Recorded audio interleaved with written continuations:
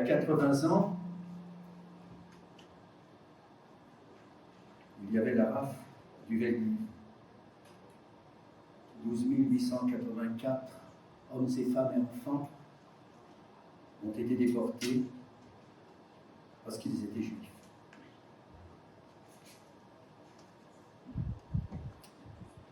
Il leur en a fallu de l'endurance pour ces gens-là, ces familles. Ils ne savaient même pas où ils allaient aller, mais j'imagine leur souffrance. Ils ont dû faire appel à toute leur énergie pour ne pas capituler, pour ne pas dépérir. Beaucoup d'endurance pour nos pompiers. Actuellement, des forêts entières, maintenant, en ce moment, sont en train de brûler en France. Je ne parle pas en Italie, en Grèce, Portugal. On peut admirer ces pompiers venus presque de la France entière. Quelle endurance pour eux, jusqu'à vraiment qu'ils n'en puissent plus. Il faut aussi beaucoup d'endurance pour nos cyclistes du Tour de France. Bien sûr, ils vont essayer de gagner la course, mais il leur faut de l'endurance physique, morale aussi.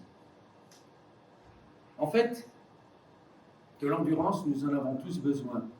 Nous faisons tous appel à cette force physique, cette aptitude à résister à la fatigue, à la souffrance, tous, à n'importe quel niveau que nous nous plaçons.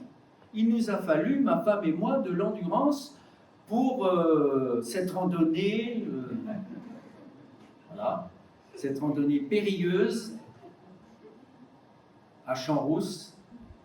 Ce n'est même plus une randonnée, c'est, je dirais, un combat. Et nous y sommes arrivés.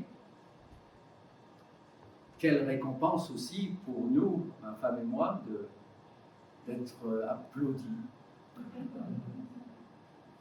Vu mon grand âge, et ma femme aussi, c'était très touchant. Oui, il faut de l'endurance physique. Là, je parle pour chacun de nous, il vous faut de l'endurance pour venir même au culte avec cette chaleur, pour les examens, dans tous les domaines de la vie normale, il faut de l'endurance. Et l'endurance, c'est la capacité de maintenir dans le temps un certain niveau d'intensité exigé. Mais ce n'est pas de cette endurance-là que je veux parler, c'est de l'endurance chrétienne.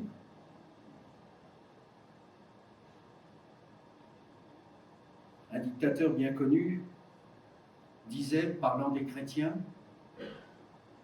c'est un pauvre homme, sans énergie, qui n'ose pas, qui s'enferme dans une vaine crainte, qui pratique de petites vertus. Oh, c'est un bon type, mais un peu bête, médiocre, hésitant. Combien nous sommes loin de cette description mensongère de ce qu'est, de ce que doit être le croyant. C'est pour ça que je veux parler ce matin de l'endurance, mais l'endurance connue de chacun, vécue par chacun, mais dans l'endurance chrétienne. Alors, je vais certainement répéter des choses que vous savez. Nous sommes des femmes, des hommes de la Bible. Certains d'entre nous ont déjà lu de nombreuses fois la Bible. L'important, il est évident, c'est de la mettre en pratique. Alors là, mais je suis en bonne compagnie parce que l'apôtre Paul disait aux Philippiens, « Je ne me lasse pas de vous répéter les mêmes choses. » Alors, vous avez peut-être entendu ce message d'une autre façon, mais ça ne fait rien parce que nous avons besoin d'être rappelés à l'ordre, n'est-ce pas, par le Seigneur. Le premier point que je voudrais lire un texte biblique, d'ailleurs, que nous trouvons dans l'épître de Paul à Timothée. Merci à Joshua d'avoir lu déjà plusieurs textes de cette épître Et je voudrais lire dans 2 Timothée 2, les versets 1 à 13. 2 Timothée 2, 1 à 13. Toi donc, mon enfant, fortifie-toi dans la grâce qui est en Jésus-Christ. Et ce que tu as entendu de moi en présence de beaucoup de témoins, confie-le à des hommes fidèles qui soient capables de l'enseigner aussi à d'autres. Souffre avec moi, comme un bon soldat de Jésus-Christ. Il n'est pas de soldat qui s'embarrasse des affaires de la vie, s'il veut plaire à celui qui l'a enrôlé. Et l'athlète n'est pas couronné s'il n'a pas combattu selon les règles. Le laboureur, qui peine, doit être le premier à recueillir les fruits. Comprends ce que je dis, car le Seigneur te donnera de l'intelligence en toutes choses. Souviens-toi de Jésus-Christ, issu de la postérité de David, ressuscité des morts, selon mon évangile, pour lequel je souffre jusqu'à être lié comme un malfaiteur. C'est pourquoi je supporte tout à cause des élus, afin qu'eux aussi obtiennent le salut qui est en Jésus-Christ, avec la gloire éternelle. Cette parole est certaine. Si nous sommes morts avec lui, nous vivrons aussi avec lui. Si nous persévérons, nous régnerons aussi avec lui. Si nous le renions, lui aussi nous reniera. Si nous sommes infidèles, il demeure fidèle, car il ne peut se renier lui-même. Que le Seigneur ajoute sa bénédiction à cette parole de Dieu. Le premier point que je voudrais aborder avec vous, c'est la nécessité de l'endurance au service de Dieu. Bien sûr, ces épîtres, ces 2 lettres à Timothée, s'adressent à un futur serviteur de Dieu. Mais nous sommes tous, n'est-ce pas, servantes et serviteurs du Seigneur. Dans une alliance évangélique, chacun avec ses dons, nous sommes appelés à servir le Seigneur. Et Paul s'adresse à Timothée. Paul sait de quoi il parle lorsqu'il parle de souffrance. Nous y reviendrons. Et Paul appelle son fils spirituel son vrai fils dans la foi. Vous connaissez tous son histoire, je la rappelle quand même rapidement. Il est né à Lystre, en Asie mineure, d'un père grec et d'une mère juive. Eunice, sa grand-mère Loïs, qui la première devient chrétienne, est suivie sur cette voie par sa fille et Timothée. Lors d'un second voyage missionnaire, Paul passe par Lystre et prend Timothée comme compagnon et collaborateur. Timothée apparaît aux yeux de Paul comme un jeune homme, un jeune serviteur de Dieu, un jeune croyant, mais digne de confiance. Et dans cette seconde lettre de Paul à Timothée, nous voyons là un vibrant témoignage d'amitié entre Paul et Timothée, adressé à son enfant bien-aimé. Il fait mention de lui dans ses prières et un très vif désir, à un moment donné même, de le revoir. Et il l'encourage dans la foi, car Paul dit à Timothée, « Mais toi, sois sobre en toutes choses, supporte les souffrances, fais l'œuvre d'un évangéliste, remplis bien ton ministère, car pour moi, je sers déjà de libation et le moment de mon départ approche. J'ai combattu le bon combat, j'ai achevé la course, j'ai gardé la foi. Désormais, la couronne de justice m'est réservée. Le juste juge, le Seigneur, me la donnera en ce jour-là. Et non seulement à moi, mais encore à tous ceux qui auront aimé son avènement. » Cette lettre de Paul à Timothée est considérée comme le testament spirituel de l'apôtre aux gentils.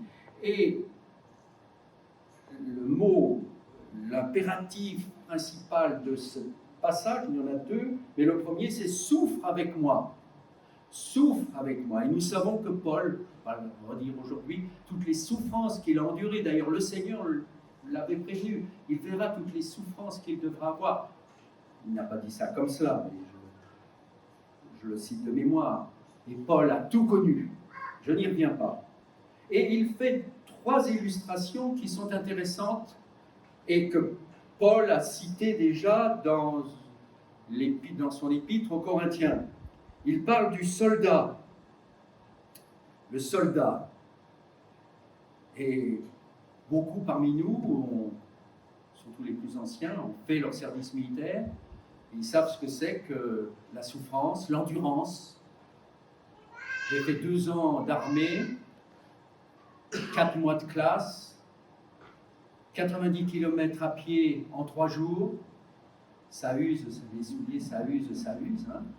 On s'en souvient, mais j'avais 23, 24 ans.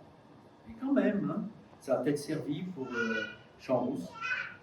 La vie chrétienne, c'est vrai, je ne veux pas allonger parce que j'ai d'autres choses à vous dire. La vie chrétienne ressemble à une guerre. C'est pour ça l'apôtre dit soldat contre le système du monde mauvais, contre la nature humaine pécheresse, contre Satan lui-même. Et cette image est présentée dans le Nouveau Testament, et Paul le dit, je voudrais quand même le citer, dans 2 Corinthiens au chapitre 10. Il dit ceci, et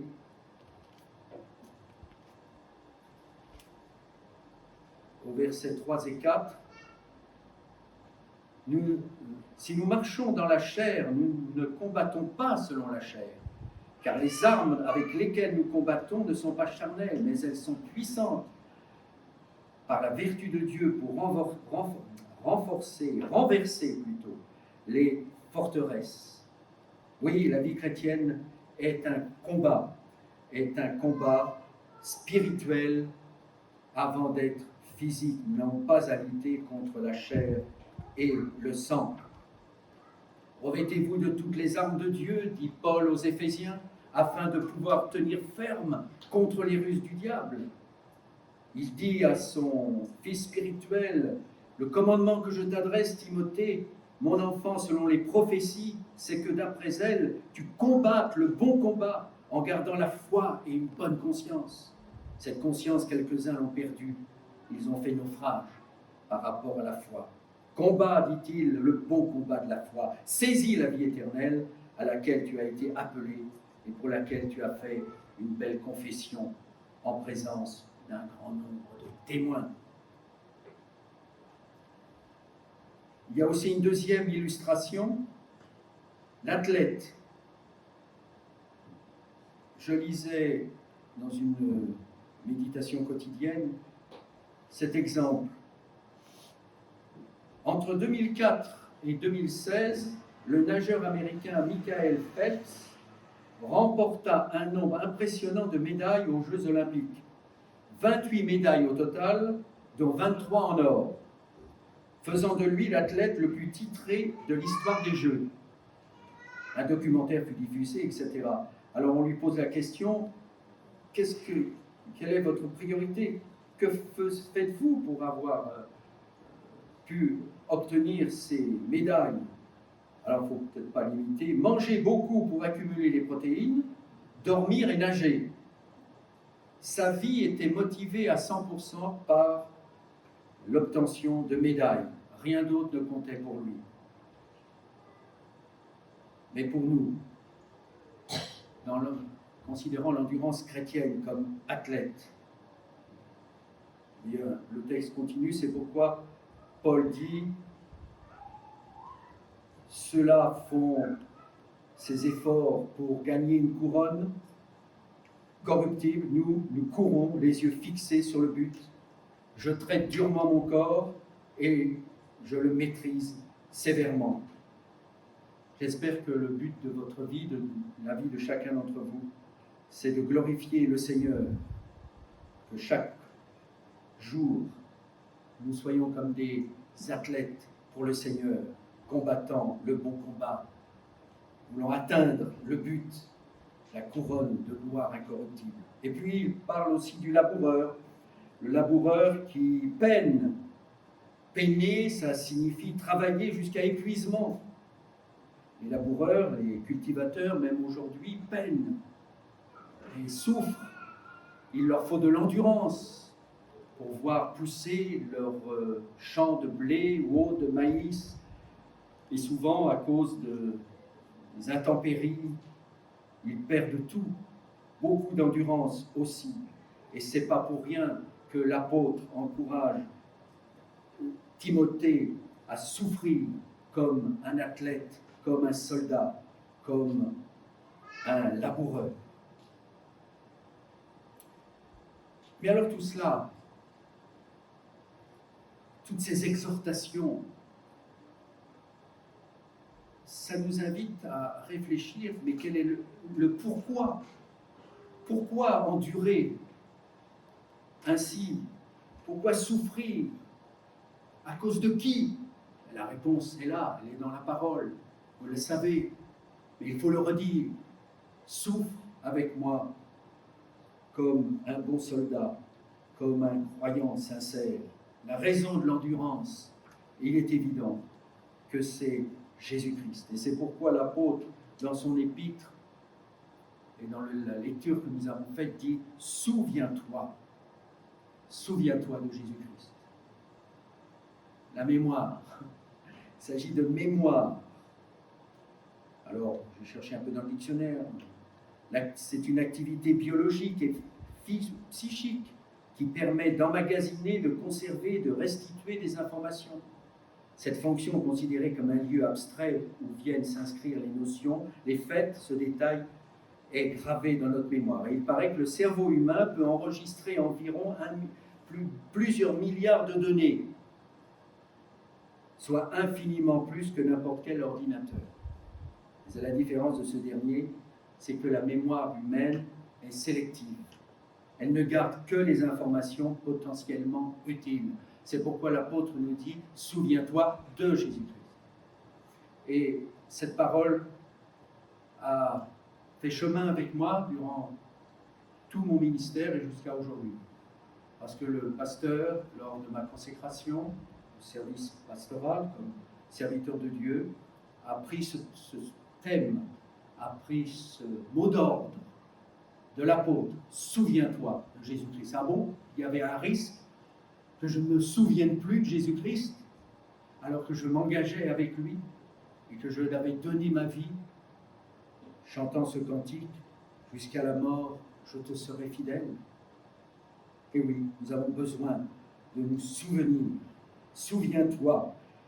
L'impératif présent indique qu'il s'agit d'un devoir constant. Ne cesse pas de te souvenir de Jésus-Christ. Et il nous le dit ce matin, ne cesse pas. Même si tu viens à l'église au nom de Jésus-Christ, le souvenir vivant de tout ce qu'il est, de tout ce qu'il a accompli, est capital pour notre vie spirituelle. Et si nous laissons se relâcher ce lien, il peut nous arriver alors d'oublier Jésus-Christ dans le tourbillon de la vie et de ses exigences, travail, famille, loisirs, difficultés familiales et autres, et j'en passe, au point de perdre le contact vivifiant avec le Maître, privant ainsi notre action de sa vigueur et de son efficacité. Et il continue, et ne vous inquiétez pas, je ne vais pas faire un cours de doctrine sur l'humanité et la divinité de Jésus, mais simplement 2 mots, parce que c'est important. Souviens-toi de Jésus-Christ, dans son humanité, issu de la semence de David. Et ce qui est important, c'est que, et ce que je veux souligner ce matin, c'est la divinité de Jésus se manifeste dans son humilité. Il est le parfait serviteur. Le théologien et évangéliste Ruben Sayens disait « Dans l'eau du baptême, Jésus a ramassé sa croix qu'il a portée à partir de ce moment jusqu'au calvaire. » Jacques Duquesne, journaliste, disait « Dieu aime comme un fou. Dieu aime au point de se faire l'un d'entre nous, à être de chair et de sang, de faim et de soif. L'incarnation est le cœur de tout. Elle dit tout. » Et je ne peux pas m'empêcher, je le lisais ce matin, donc, dans ma lecture suivie, de relire ces paroles magnifiques, si profondes, si émouvantes, du divin qui se fait homme. Ayez en vous les sentiments qui étaient en Jésus-Christ, existant en forme du divin, ou une autre traduction, lui qui était vraiment divin, qui est vraiment divin, n'a point regardé son égalité avec Dieu comme une proie arrachée, mais il s'est dépouillé lui-même en prenant une forme de serviteur, en devenant semblable aux hommes. Il a paru comme un simple homme, il s'est humilié lui-même, se rendant obéissant jusqu'à la mort, même jusqu'à la mort de la croix. L'humanité, l'humilité de notre Seigneur est bien sûr suivie de sa divinité. Il est fils de l'homme, il est Dieu. Et je ne ferai que citer cette confession de foi qui nous a été rappelée, le symbole des apôtres ce matin. Mais moi je citerai juste celle du symbole de Nicée-Constantinople, un extrait. Dieu, en ce qui concerne la divinité de Jésus, Dieu venu de Dieu, lumière issue de la lumière, vrai Dieu issu du vrai Dieu, engendré et non créé, d'une même substance que le Père, et par qui tout a été fait. C'est la confession de nos églises chrétiennes évangéliques. Je le répète là, je le redis, Dieu venu de Dieu, lumière issue de la lumière, vrai Dieu, issu du vrai Dieu, engendré et non créé, d'une même substance que le Père, et par qui tout a été fait. Dieu, Père, Fils et Saint-Esprit, Jésus est le divin, le Saint-Esprit est le divin, Dieu le divin, un seul et même Dieu.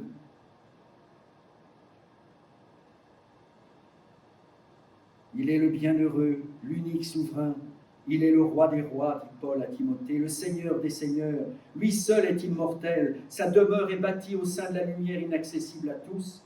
Nul parmi les humains ne l'a vu de ses yeux. Aucun ne peut le voir. À lui soit à jamais l'honneur et la puissance.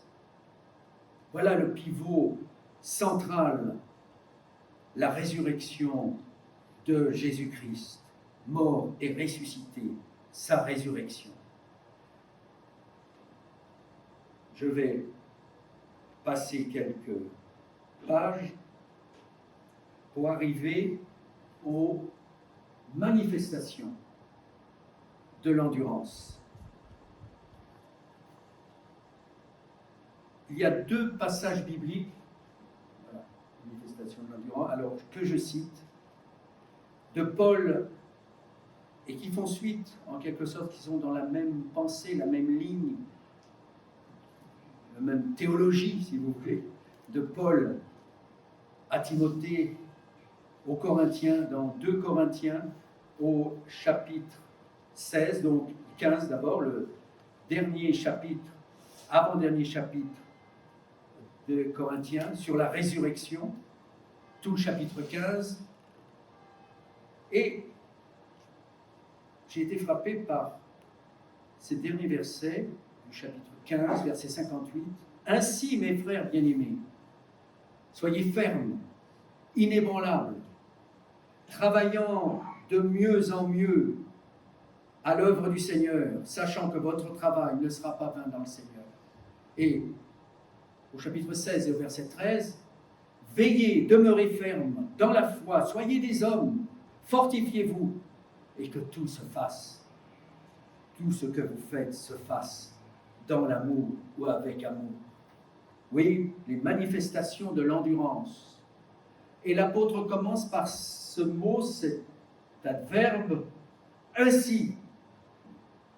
Cet adverbe est destiné à retenir notre attention. Ainsi, après une démonstration magistrale de la résurrection, la mort et la résurrection de notre Seigneur que nous rappelons chaque dimanche par les chants, par la scène, par la vie en nous, Christ en nous, cette espérance qui nous fait vivre, cette résurrection qui nous assure les promesses les plus merveilleuses, mais aussi les responsabilités qui sont les nôtres tant que nous sommes sur cette terre, eh bien, Paul dit ainsi. Et cette exhortation prouve puissamment le rapport qu'il y a entre la doctrine de la résurrection et la vie chrétienne tout entière, qu'elle oriente et donne un sens si différent. Soyez fermes. Je vais aller rapidement. Soyez fermes. Un théologien disait « On n'est pas ferme d'un seul coup, et pour toujours dans la foi et l'espérance de la résurrection. On le devient et on y revient. Soyez fermes, on le devient et on y revient. Ne soyons pas donc ébranlés par tous les conflits, les tentations et les soucis de la vie. Soyons assis, sédentaires en quelque sorte, dit le mot, dans la foi et l'espérance. Ne laissons pas l'ennemi de nos âmes nous séduire et nous détourner de la bonne nouvelle. C'est arrivé, ça arrivera. Je prends l'exemple de Démas. Il était l'un des aides de Paul associé comme compagnon de service, de compagnon dans la prédication. Mais Paul dit à Timothée, justement, Démas m'a abandonné par amour pour le siècle présent. Quelques disciples ayant entendu le Christ dans les évangiles déclarer qu'il était le pain de vie et que celui qui mange ce pain vivra éternellement, ils se retirèrent et n'allèrent plus avec lui. Oui, certains ont bien commencé, certains jeunes se sont engagés, je ne parle pas d'ici, mais en général, ont fait des promesses de foi, ont été baptisés. J'en ai baptisé. Où sont-ils aujourd'hui? Et ce n'est pas pour rien que l'apôtre nous dit, même si c'est connu, et vous le savez, souviens-toi de Jésus-Christ, demeure ferme. Mais alors, tout l'Évangile, toute la Bible rappelle ces vérités, la fermeté, la persévérance, la foi, l'endurance. Ce n'est pas un club med, la foi chrétienne. Ce n'est pas le club med, excusez-moi. Et ceux qui le croient, ou une théologie facile, ou une théologie de la prospérité, ça ne tient pas. C'est du mensonge. Soyez inébranlables. C'est presque le même mot que ferme. Ferme, fixe, stable, immobile. Qualité forte, plus forte que la première, mais qui signifie la même chose. Soyez inébranlables. Ça me rappelle l'histoire que vous connaissez tous de la maison bâtie sur le sable et la maison bâtie sur le roc. Votre maison, c'est vous. Elle est bâtie sur le roc des siècles, le Seigneur. Tu es le Christ, le Fils du Dieu vivant, disait Pierre à la demande de Jésus. Qui dit-on que je suis? Le rocher des siècles. Christ, mort et ressuscité, je le répète, monté au ciel et qui revient.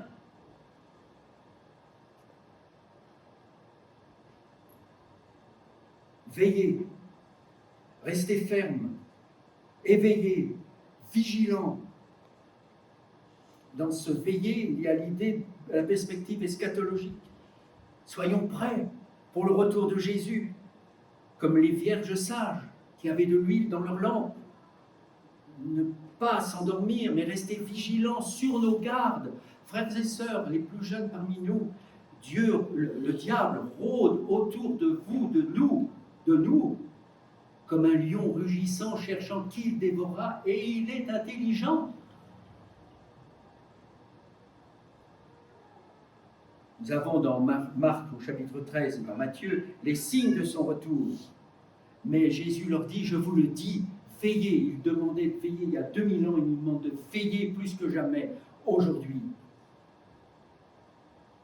Une des ruses du diable de plus en plus pertinente, je dirais, dangereuse pour chacun, pour les chrétiens aussi, a été résumée dans un livre que je viens de finir, L'Apocalypse, menace imminente. Les sectes en ébullition, de Georges Fenech, député. Alors, il ne parle pas des sectes spécialement, qui veut dire soit suivre, soit couper, mais il veut parler des groupements sectaires qui foisonnent, qui frappent à nos portes, qui peuvent être rencontrés dans les rues, par des interviews, qui peut même prendre des formes très lumineuses, très encourageantes, etc. Mais les mouvements sectaires, et je crois que c'est important, Dieu me conduit à vous le dire, qu'est-ce que c'est que les groupements sectaires qui foisonnent aujourd'hui de plus en plus, qui prennent des connotations, soit politiques, économiques, religieuses, que nous soupçonnons parfois même pas. C'est la déstabilisation mentale, le caractère exorbitant des exigences financières, la rupture induite avec l'environnement d'origine, atteinte à l'intégrité physique, embrigadement des enfants, discours antisocial, troubles à l'ordre public, détournement des circuits économiques et démêlés judiciaires. Il faut lutter et nous mettre en garde. C'est pourquoi l'apôtre dit « Veillez ». Nous-mêmes, nous mettre en garde contre les dérives sectaires, nous-mêmes engagés dans l'œuvre du Seigneur. Depuis des années, ma femme et moi, nous avons rencontré et soutenu financièrement un couple roumain la Roumanie était encore sous domination soviétique. Nous déclarant qu'ils avaient été chassés, persécutés, etc., que leur enfant était resté en Roumanie, interdiction de venir en France, et notre union même lui a demandé d'intervenir à une réunion missionnaire. Et il nous a proposé, petit à petit, de vendre nos biens, de mettre l'œuvre que nous dirigions en Normandie au service de Dieu pour un autre ministère bien plus enrichissant, important. Et nous avons vu là, par l'intermédiaire aussi d'autres croyants qui avaient été piégés, et souvent des personnalités, des hommes et des femmes intelligents, si on peut dire, diplômés, de haut niveau social. Donc nous ne sommes pas à l'abri. Je voulais vous le dire ce matin, parce que nous sommes quand même des anciens. Nous ne savons pas le temps que Dieu nous accorde, mais je veux dire certaines choses pour que vous soyez sur vos gardes. Et l'apôtre ne cesse de le dire. Jeunes gens, jeunes filles parmi nous, vous êtes les proies. Vous pouvez être des proies faciles pour le diable, le croit-il. Restez fermes. Et nous dit aussi, soyez des hommes. J'ai encore 2 minutes. Soyez des hommes. Agissez en homme d'une manière virile. C'est une exhortation au courage d'être, de vivre, de décider, de faire des choix, de s'y tenir. Jacques Ellul disait « La foi en Christ ne conduit pas à une réduction de la vie, mais à une augmentation de la vie, à un surcroît de vie et de vie présente sur la terre. » Vous voyez, on est loin de cette description négative que ce dictateur disait comme un pauvre homme sans énergie, aux petites vertus, un bon type, un peu bête, un peu médiocre. La foi dans le Christ entraîne aussi une autre conséquence, c'est la récompense de l'endurance. C'est mon troisième point. Oui, 4e point. La récompense, travaillant de mieux en mieux à l'œuvre du Seigneur. Alors vous savez, le travail, le mot travail en latin, c'est un instrument de torture. Souvent on peut dire, oui, le travail, c'est la santé. Bon, vous connaissez le chant de Henri Salvador. C'est un effort que l'on doit soutenir. Eh bien, l'apôtre dit, le verbe qu'il emploie, c'est le verbe grec qui veut dire abonder et même surabonder, déborder comme un réservoir, une rivière dont l'eau se répand par-dessus bord. L'idée dominante n'est pas celle de progression, mais d'abondance. D'où les traductions « Soyez toujours plus actifs, travaillez sans relâche » dans l'œuvre du Seigneur. Chacun de nous a une mission à accomplir, quelle qu'elle soit. Il n'y a pas que les prédicateurs, il n'y a pas que les théologiens, mais chacune d'entre vous, frères et sœurs, quel que soit votre travail, vos activités, vous devez travailler pour l'œuvre du Seigneur et votre récompense sera grande. Vous ne travaillez pas en vain, ou le terme veut dire dans le vide. Ce n'est pas inutile votre travail.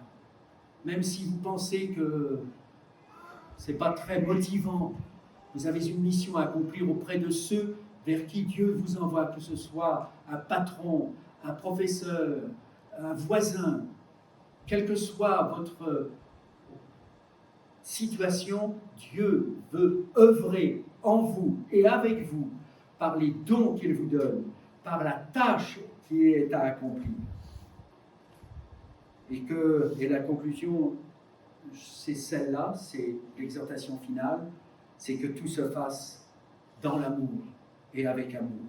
C'est comme la conclusion de Paul, 1 Corinthiens 13, que tout se mette, un seul et même axe de route, une seule et même obligation qui nous lie les uns aux autres, amour, aimer Dieu, aimer les frères, nous aimer les uns les autres au service de Dieu. Souviens-toi de Jésus-Christ, souffre avec moi, sois endurant, ferme, inébranlable, fort, travaille de mieux en mieux à l'œuvre du Seigneur, solide, persévère dans la foi, l'espérance et l'amour. Alors, le seul mot pour finir, Éphésiens 3, à lui soit la gloire dans l'Église et en Jésus-Christ, dans toutes les générations, au siècle des siècles. Amen.